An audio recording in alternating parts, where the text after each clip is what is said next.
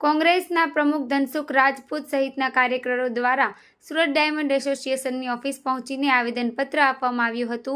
સાથે જ માંગ કરવામાં આવી હતી કે જે રત્ન કલાકારોની કંપનીમાંથી છૂટા કરવામાં આવે છે તેમને પરત લેવામાં આવે, રત્ન કલાકારોએ આર્થિક પેકેજ આપવામાં આવે, સાથે જ રત્ન કલાકારોનો સર્વે કરી તેમના બાળકોને ઘર ખર્ચ માટે કોઈ વ્યવસ્થા ઊભી કરવામાં આવે તેવી માંગ કરવામાં આવી હતી।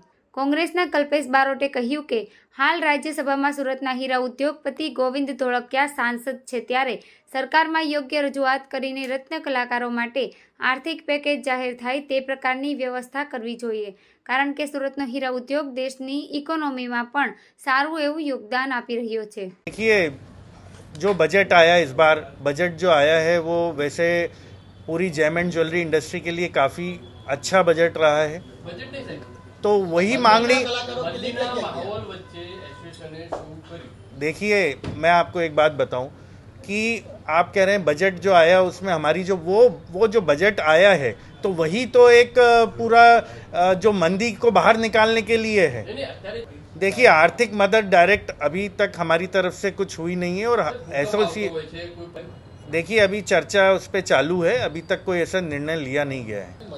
हाँ, देखिए अब चर्चा चल रही है कि किस तरीके से मदद कर सकते हैं। देखिए, क्योंकि क्या है कि रत्न कलाकार काफ़ी संख्या में है सूरत में, अगर हम कोई भी शुरुआत करेंगे तो उसके लिए उतना फंड भी होना चाहिए। हम कुछ लोगों को ही कर पाएँ और कुछ लोगों को नहीं कर पाएँ तो वो भी जो है एक सही नहीं होगा। तो उस पर चर्चा चल रही है कि किस तरीके से करें कि जिससे उनको लाभ भी मिले। नहीं, रजूआत समय समय पर हुई है, आपके इलेक्ट्रॉनिक मीडिया के थ्रू भी हुई है, जो बजट में भी राहत पैकेज के लिए बात की गई थी। हमारी तरफ से जब भी होता है मीडिया के थ्रू या हम पत्र लिख के रजूआत करते रहते हैं। हमारे सूरत शहर कांग्रेस समिति द्वारा डायमंड एसोसिएशनના સંગઠનને રત્ન કલાકારોને જે હાલની મંદીમાં એ લોકોને છૂટા કરવાના, એ લોકોને પગાર ના મળવાનું અને રત્ન કલાકારોની આત્મહત્યા કરવાની જે ઘટનાઓ ઘટે છે તેને રોકવા માટે, રત્ન કલાકારોને મદદરૂપ થવા માટે એસોસિએશન દ્વારા ઇન્ડસ્ટ્રીયાલિસ્ટો કે કામદારો, શેઠ લોકો છે, જે કારખાનેદારો છે, તે લોકો તરફથી રત્ન કલાકારોને મદદરૂપ થાય એ માટેની રિક્વેસ્ટ કરવા આવ્યા છે।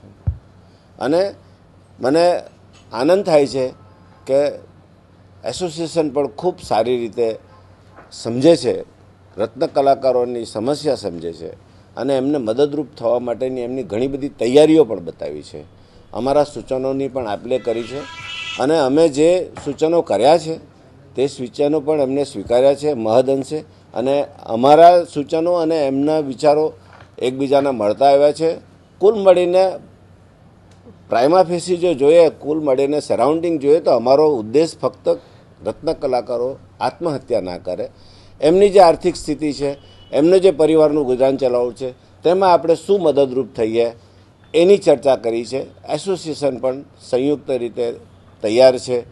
કારખાનેદારો, શેઠ લોકોને એ લોકો એમના તરફથી જે પણ સૂચન કરવાના હશે એ કરશે। મારા તરફથી પણ જે વાત કરી છે તે વ્યક્તિગત સમજો કે કોંગ્રેસ તરફથી કહો, અમે પણ આ સેવામાં અમારી યોગદાન આપવા તૈયાર છીએ એવી તૈયારી બતાવી છે।